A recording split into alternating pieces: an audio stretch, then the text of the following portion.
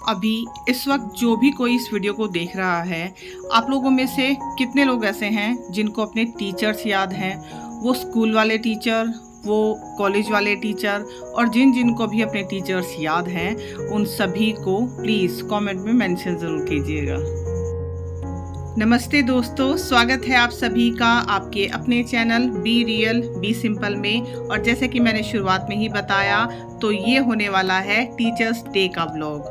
और मेरी तरफ से सभी टीचर्स को happy teachers day and thank you so much for everything.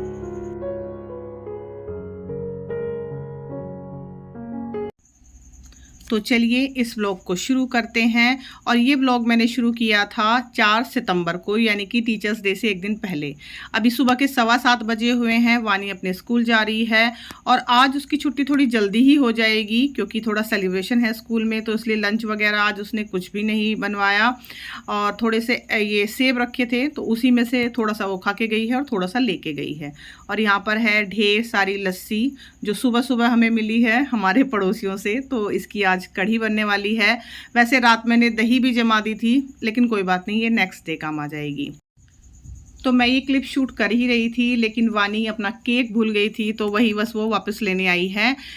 Teachers day के लिए वो एक दिन पहले ही अपने भैया के साथ जाके केक लेके आई थी, तो उसी को लेके अब वो स्कूल जा चुकी है। उसको मेरा बेटा ही गया है छोड़ने के लिए। हल्की हल्की सी बारिश हो रही है, बहुत ही हल्की सी अभी तो। और ये जनाब आए हैं अपना ब्रेकफास्ट लेने के लिए। अब मैं चली गई थी सीधा नहाने के लिए और उसके बाद आकर देखती हूँ झमाझम बारिश शुरू हो चुकी है। और पता नहीं कैमरे में अच्छे से रिकॉर्ड नहीं हो पाया, लेकिन जो सामने आप देख रहे हो ना पानी बह रहा है, इससे आप अंदाज़ा लगा सकते हो कि बारिश बहुत तेज़ आई थी। ये ऊपर से सब पानी बह के आ रहा है यहाँ पे। अभी तक पता नहीं कितने दिनों तक ये बारिश होगी। मतलब ये 4 सितंबर का व्लॉग मैं आपको बता रही हूँ और करीब 6 तारीख तक बारिश हुई है। बस 7 और 8 सितंबर ऐसा गया है कि जिसमें बारिश नहीं हुई। मैं पूजा करके ऊपर जो सूर्य भगवान का जल देने जाती हूँ ना, वो भी मुझे छाता लेके जाना पड़ा था। तो अभी सुबह का, जैसे मैंने कहा कि नाश्ता वगैरह वगैरह का ऐसा कुछ खास काम था नहीं आज। साफ़ सफाई जो भी करनी थी वो करके, पूजा करके अभी फाइनली मैं आई हूँ किचन में। तो मेरे हस्बैंड ना ये आम लेके आए थे, तो मैंने उनसे बोला भी कि अब तो आम का सीज़न मतलब लगभग ख़त्म ही हो चुका है, लेकिन पता नहीं उनको कहाँ से मिला। और वो बोल रहे थे कि ये चौसा आम है, तो इस आम में ना रेशे बहुत ज़्यादा निकलते हैं। मीठा तो होता है लेकिन रेशे बहुत ज़्यादा निकलते हैं।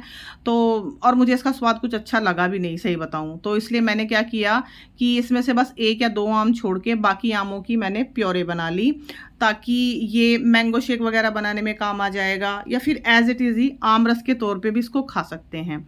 तो थोड़ी चीनी मैंने इसमें डाल के और बस इसको ब्लेंड करके मैंने रख लिया था अच्छे से।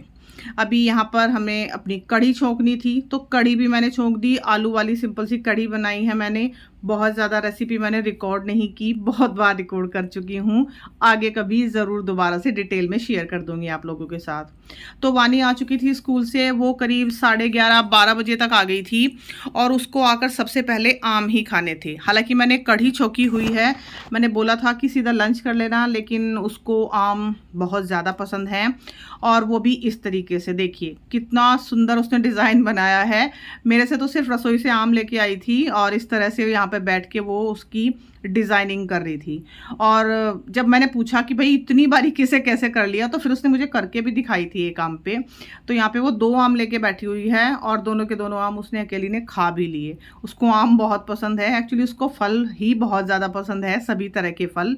जैसे सुबह वो सेब लेके गई थी स्कूल में, और यहाँ पे देखिए उसने अभी अपने इस खाने पीने का सब सामान रखा हुआ है, बुक्स फैला रखी हैं, क्योंकि अभी 8 सितंबर से उसके एग्ज़ाम भी शुरू होने वाले हैं।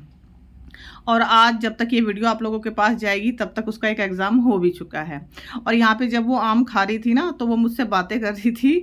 तो वो बता रही थी कि जैसे आप लोगों ने भी देखा होगा ना, स्लाइस मैंगो जो स्लाइस की बॉटल आती है मैंगो वाली, तो उसमें जब ऐड आता है तो वो हीरोइन जो उसमें होती हैं, जो भी फीचर की जाती हैं, वो आम किस तरह से खाती हैं।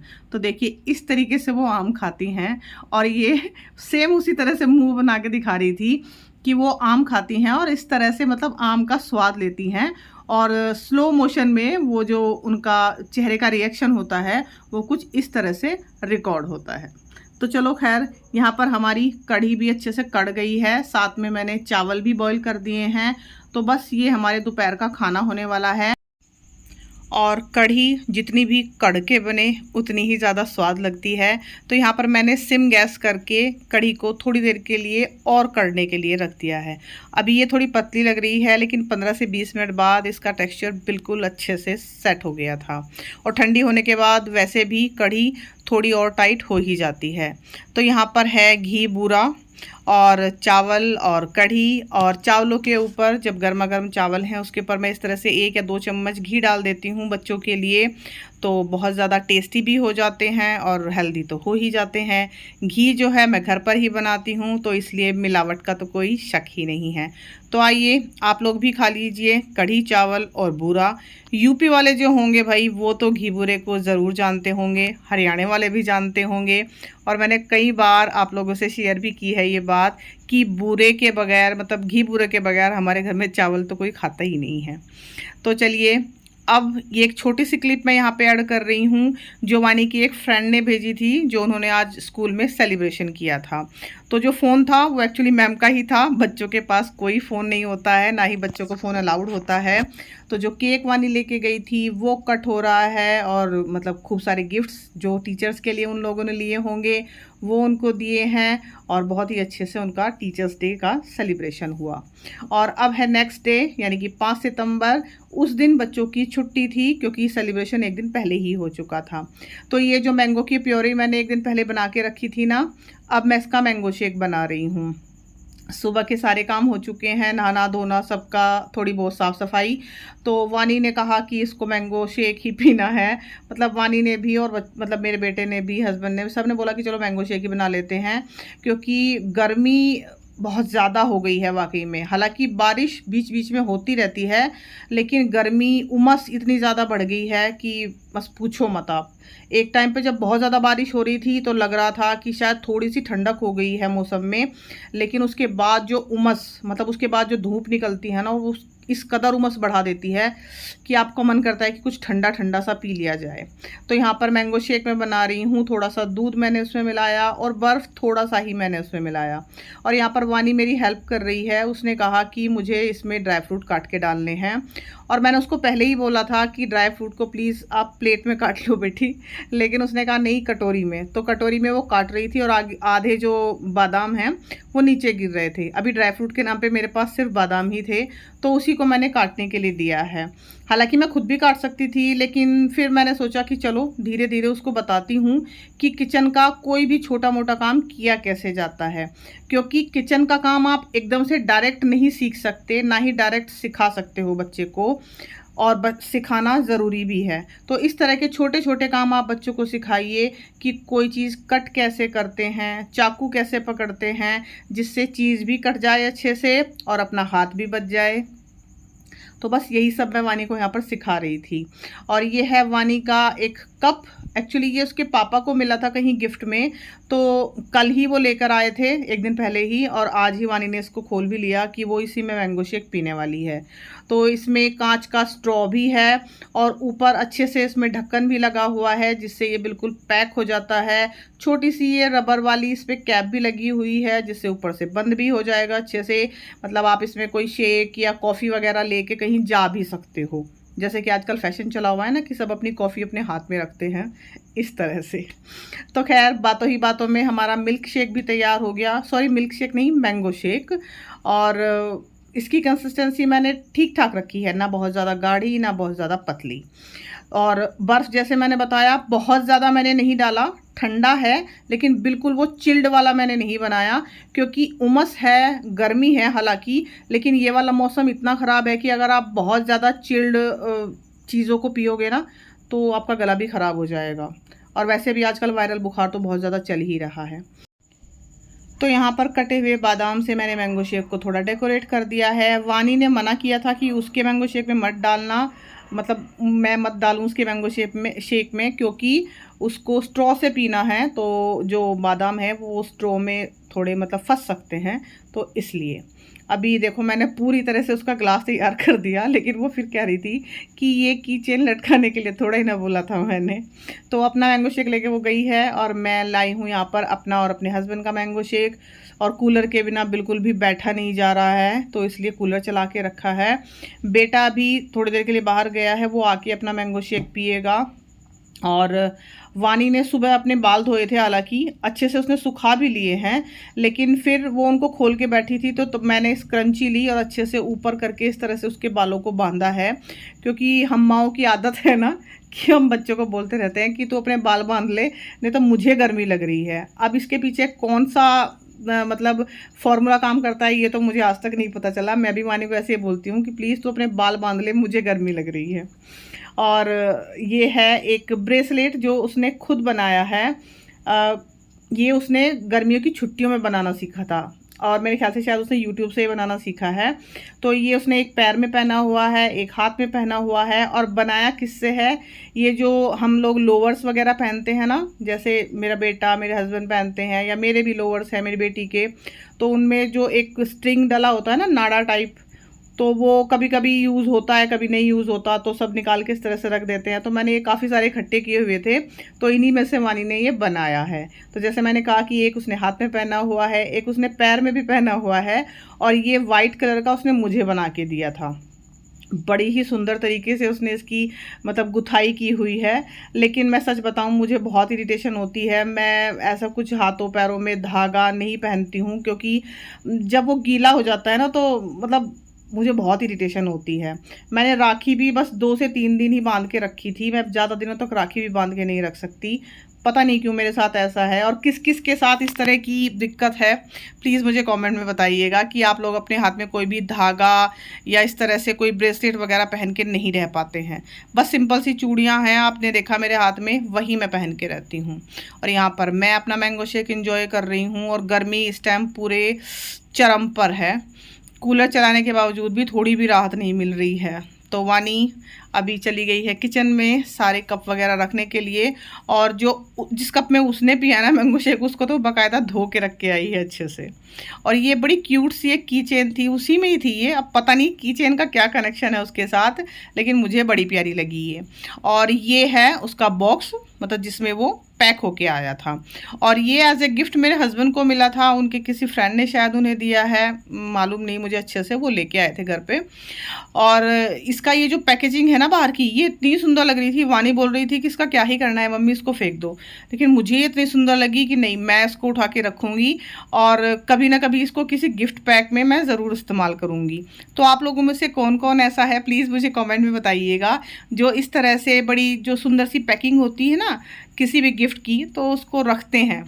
अब मुझे नहीं पता मैं इसका कब इस्तेमाल करूँगी भी या नहीं, लेकिन मुझे ये बहुत सुंदर लगा और इसको मैंने उठा के रखा हुआ है। अभी भी कहीं ना कहीं तो ज़रूर मैं इसका इस्तेमाल करूँगी, और कर भी सकते हैं बड़ी आसानी से। आप इसको किसी गिफ्ट को इसके अंदर रख के पैक करके दे सकते हैं, और सुंदर बहुत लगने वाला है ये। तो सुबह मैंगो शेक पी लिया, और सच बताऊं वो इतना हैवी हो जाता है ना कभी कभी, तो इसलिए दोपहर में बिल्कुल भी भूख नहीं लगी। और मेरे हस्बैंड यहाँ पे नहीं है, बेटा भी अपनी फ्रेंड के यहाँ भी गया हुआ है, वो शाम तक ही आएगा। तो मैंने और वानी ने अपने लिए बनाई है मूंग की दाल की खिचड़ी, बिल्कुल पतली सी जो खिचड़ी बनती है ना मूंग की दाल की, वो हमने बनाई है। और यहाँ पर है ये मावा, जो आपको याद हो मैंने राधाष्टमी वाले दिन बनाया था, उसमें से थोड़ा सा बचा दिया था, तो उसके आज मैं पेड़े बनाने वाली हूँ, क्योंकि जो राधाष्टमी के दिन बनाए थे वो तो कब के ख़त्म हो चुके हैं। तो ये फ्रिज में रखा था, इसलिए इसको निकाल के थोड़ी देर के लिए मैं बाहर रखा है, मैंने बाहर रखा है इसको। और अब मैं इसको ऊपर लेके आई हूँ, एसी चला के बाकायदा यहीं पे बैठ के मैं इसके वो पेड़े बनाऊंगी। अभी बूरा मिला के मैंने इसमें रख दिया है, पहले हम अपनी खिचड़ी खा लेते हैं। और ये खिचड़ी कितनी पतली है आप देख ही रहे हो, शायद बहुत से लोग इसको बीमारों वाली खिचड़ी भी बोलते हैं, लेकिन भाई मुझे ये बहुत टेस्टी लगती है। थोड़ी ज़्यादा मूंग की दाल इसमें आप डालिए, यानी कि 3 हिस्से मूंग की दाल, 1 हिस्से चावल, और सिर्फ नमक और हल्दी जाएंगे इसमें मसालों के नाम पे, और हींग जीरे से इसका तड़का लगेगा। और फिर आप इसमें डालिए देसी घी खूब सारा, और दही के साथ इसको एंजॉय कीजिए जैसे वानी अभी खा रही है। और सच बताऊं ये इतनी टेस्टी लगती है ना, मतलब किस किस को ये टेस्टी लगती है प्लीज़ मुझे बताइएगा आप लोग कमेंट में। इससे पेट भी भरता है, आपका पेट सही भी रहता है, और स्वाद तो पूछिए ही मत। खासकर जो न्यू मॉम्स होती हैं ना, जिनकी अभी अभी डिलीवरी हुई है, उनको ये दिया जाता है खाने के लिए। और सच्ची में मुझे तो भाई बहुत ही ज़्यादा टेस्टी लगती है वाकई में। अब ये टेस्टी सी खिचड़ी खाकर थोड़ी देर मैंने और वानी ने रेस्ट किया था। वानी अपनी पढ़ाई कर रही थी क्योंकि जैसे मैंने कहा उसके एग्ज़ाम आने वाले हैं। और अभी है शाम के करीब 5 बजे का टाइम, जब चाय वगैरह बनाकर और फिर मैं बर्तन क्लीन कर रही हूँ। हालांकि बर्तन थोड़े से ही थे क्योंकि दोपहर में खिचड़ी बनी थी, लेकिन फिर भी क्लीन तो करने ही थे। और आज काम थोड़ा जल्दी ही निपटता जा रहा है क्योंकि मैं थोड़ा जल्दी ही कर रही हूँ आज। साथ ही ये जो रोटी वाला कैसरोल है ना, इसको भी मैं क्लीन करके रख रही हूँ क्योंकि अभी दोपहर में भी खिचड़ी बनी थी और आज शाम को भी दाल चावल बनाने का प्रोग्राम है। और इसको मैं डेली बेसिस पे क्लीन करती हूँ। मतलब इसको आप ऐसा मत कीजिए कि 2-2 3-3 दिन में देखा है मैंने कि कोई कोई इसको साफ़ करता है तो फिर आपको अपनी रोटियों में से स्मेल आएगी ही आएगी। बहुत से लोग शिकायत करते हैं ना कि रोटी में से स्मेल आ रही है, तो वो भी मतलब इसका रोटी में से स्मेल आने का एक कारण ये भी हो सकता है कि अगर आप अपना कैसरोल 2 से 3 दिन में साफ़ करते हैं तो बाकी बर्तनों की तरह इसको भी आप डेली बेसिस पे क्लीन कीजिए। और साथ ही किचन के कुछ डब्बे खाली हुए थे, उनको भी मैं धो रही हूँ। और मेरे किचन में सही बताऊँ तो हर हफ्ते 2 या 3 डब्बे खाली होते ही रहते हैं, जिनको मैं धो के रखती रहती हूँ। तो जब भी फिर किचन की डीप क्लीनिंग करनी होती है ना, तो फिर बहुत ज़्यादा बर्डन नहीं पड़ता है। तो यहाँ पर ये देखिए, एक डब्बा यहाँ पर मैंने क्लीन किया है, एक ये कल मैंने क्लीन किया था जो अभी तक सूख के रखा हुआ है। और साथ ही दूध भी आया था, वो मैंने गर्म करके रख दिया है। और ये पंखा भाई किचन में, इसके बिना तो मेरा बिल्कुल भी गुजारा नहीं है। ये चलता रहता है तो मैं भी काम करती रहती हूँ, उसके बावजूद भी इतने पसीने आते हैं ना कि पूछो मत। उमस ने बुरा हाल करके रखा है। अच्छा, यहाँ पे ये कुछ केक रस के डब्बे हैं जो खाली हुए हैं, वो भी मैंने धो दिए। बड़े टेस्टी लगते हैं, मेरे हस्बैंड लाते हैं। और कैसरोल जैसे मैंने कहा डेली बेसिस पे क्लीन कीजिए। साथ ही चॉपर वगैरह जो भी आप इस्तेमाल करते हो, साथ के साथ प्लीज़ आप इनको धो के रखिए। और चॉपर वगैरह मैंने अभी इसलिए इस्तेमाल किया था क्योंकि मैंने प्याज कट की थी दाल में छोंक लगाने के लिए। और अभी सिंपल से दाल चावल बनने वाले हैं तो बस वही मैं बनाऊंगी। और किचन ऑल सेट है। बहुत ज़्यादा आज मेहनत मुझे किचन में करनी ही नहीं है। होता है ना कभी कभी ऐसा कि आपको लगता है कि जैसे मतलब आपने सारा काम कर लिया और आज तो जैसे कोई मेहनत ही नहीं लगी। मेरे लिए भी ये दिन ऐसा ही था। मतलब आज मुझे ऐसा लग रहा था कि जैसे मैंने कुछ कुकिंग ही नहीं की या बहुत ज़्यादा बर्डन ही नहीं आया। और कभी कभी ऐसा लगता है किचन में कि भाई जैसे पता नहीं सुबह से रात हो गई लगे लेकिन काम है जो निपटने का नाम नहीं ले रहा। तो यहाँ पर चल रही है रात की क्लीनिंग, नाइट टाइम क्लीनिंग। मैंने दाल चावल बना दिए हैं जो बनाने थे बच्चों के लिए। अगेन मैंने रिकॉर्ड नहीं किया है। और यहाँ पर मैं कर रही हूँ गैस स्टोव को क्लीन। और ये जो गैस स्टोव की नोब होती है ना, इनको मैं डेली बेसिस पे सूखे कपड़े से ही, गीले कपड़े से नहीं कर रही हूँ, सूखे कपड़े से ही साफ़ करती हूँ। हालांकि चाहे मैंने किचन में दाल चावल ही क्यों नहीं बनाए हैं, मतलब मुझे पता है कि कुछ नहीं गिरा है, आटा नहीं गिरा है और कोई खाने की चीज़ भी नहीं गिरी है, लेकिन उसके बावजूद भी ये जो किचन में जो क्लीनिंग मैं कर रही हूँ ना, अभी आप देख रहे हो, ये बेसिक सी क्लीनिंग है। और अगर आप इसको सुबह दोपहर शाम या फिर 2 टाइम भी अगर आप कर लोगे ना, तो आपको आपके किचन में कभी भी ना तो स्मेल आएगी, ना ही चींटी कॉकरोच वगैरह की आपको दिक्कत होगी आपके किचन में।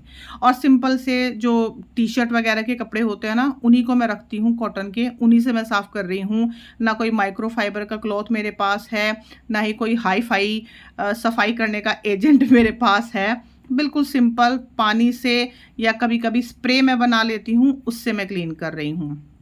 बिल्कुल आपको मतलब मैं क्या ही बोलूँ, अब खुद से आप देख ही सकते हो कि मेरी किचन लगभग पूरी तरह से साफ़ है। और ये एक नॉन मॉड्यूलर किचन है, इसमें कोई ऐसा हाई फाई नहीं लगा हुआ है कि चिमनी भी लगी हुई है या फिर एग्जॉस्ट फैन भी लगा हुआ है, ऐसा कुछ भी नहीं है। लेकिन उसके बावजूद भी अगर आप चाहें तो थोड़ी बहुत एफर्ट डाल के अपनी नॉन मॉड्यूलर किचन को भी मेंटेन रख सकते हैं। वो जैसा कि मेरी सास कहती थी कि भाई करने वाले को तो 1000 काम है, जिसको नहीं करना है उसके लिए कोई काम नहीं है। अब किचन का जो डस्टबिन है वो मैंने खाली कर दिया है, क्योंकि रात में मैं किचन के डस्टबिन में कभी भी कूड़ा नहीं छोड़ती हूँ, उसको मैं बाहर वाले डस्टबिन में रखाई हूँ।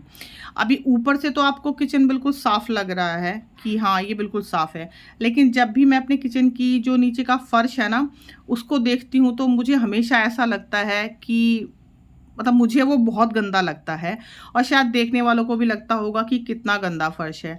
लेकिन मैं क्या करूँ, ये एक रेंटेड हाउस है। तो मैं बता दूं कि जिस टाइम इसकी ये टाइल्स वगैरह लगी थी ना, तो उसी टाइम यहाँ पर ये जो सीमेंट वगैरह उन्होंने लगाया था, ये इतनी बुरी तरह से लगा हुआ है कि मैंने लाख कोशिश कर ली कि ये मुझसे अच्छी तरह आज तक साफ़ नहीं हुआ। और ये पूरी तरह से साफ़ है, लेकिन इसकी लुक हमेशा इसी तरह से लगती है जो गंदी लगती है। तो देखती हूँ भाई, दिवाली पे एक और कोशिश करके शायद ये क्लीन हो पाए। फ़िलहाल पसीने से मेरा बुरा हाल हो चुका है और आप देख रहे हो ये जो सूट मैंने पहना हुआ है, कुर्ता ढीला ढाला सा, ये बिल्कुल भीग चुका है पसीनों में। और ये कॉटन के दुपट्टे जो मेरे लिए इस मौसम में, मतलब गर्मी में और इस मौसम में, उमस के मौसम में लाइफ सेवर का काम करते हैं। इनके बिना मेरा काम नहीं चलता भाई बिल्कुल भी। और इस टाइम पर बिल्कुल ढीले ढाले घिसे हुए, मतलब ऐसे कपड़े सबको भाते हैं जो शायद पूरे साल में आप कभी पहनना पसंद ना करो, लेकिन इस टाइम पे वो कपड़े बड़े अच्छे लगते हैं। आप लोग प्लीज़ बताइएगा कमेंट में कि इस टाइम कौन कौन अपने सबसे घिसे पिटे पुराने वाले सूट पहन रहा है मेरी तरह। अभी खाना सब कुछ तैयार हो गया है और अभी करीब करीब 8 या 8:30 का ही टाइम हुआ है और मेरा बिल्कुल भी मन नहीं है, सही बताऊं, आज खाना खाने का। तो बच्चे खा लेंगे, मेरे हस्बैंड खा लेंगे, लेकिन उनको खुद ही लेके खाना पड़ेगा आज, क्योंकि आज मैंने सोचा कि जब मेरे पास थोड़ा सा टाइम फालतू मिल ही गया है तो चलिए मैं एक और काम कर लेती हूँ। एक्चुअली मेरे हस्बैंड ने ऊपर वाले कमरे में जहाँ पर हम सोते हैं एक रैक रखी हुई है और उसमें उनका बहुत सारा सामान रखा हुआ है और वो सामान इतनी बुरी तरीके से फैला हुआ है। ये देखिए, यहाँ की मैं बात कर रही थी, तो मुझे ना इसे देख के बड़ी एनजाइटी टाइप फील होती थी और मुझे लगता था कि कब मैं इसको समेट दूँ, कब मैं इसको समेट दूँ। तो हालांकि मैंने इसको कर दिया अपनी तरह से, जिस तरह से भी मैं करना चाह रही थी। मैं चाह रही थी कि जितने भी ये कार्डबोर्ड बॉक्स वगैरह हैं मेरे हस्बैंड के पास ही रहते हैं, ये मतलब उनका सामान आता रहता है इसी में ही, तो इसी में मैंने छोटा छोटा सामान करके रख दिया। लेकिन ये उल्टा मुझ पे ही पड़ गया, क्योंकि बाद में मुझे फिर डांट पड़ी थी कि भाई मेरा सामान तुमने इधर उधर क्यों किया, मुझे तो अपना सामान उसी तरह से रखने की आदत है। और अब उनको अपना आधे से ज़्यादा सामान मिल नहीं रहा है मेरी क्लीनिंग की वजह से। मतलब कभी कभी होता है ना कि हम चीज़ों को इतना ज़्यादा ऑर्गेनाइज कर देते हैं कि वो चीज़ें फिर टाइम पे मिल ही नहीं पाती, और वही वाला कांड मैंने यहाँ पे कर दिया।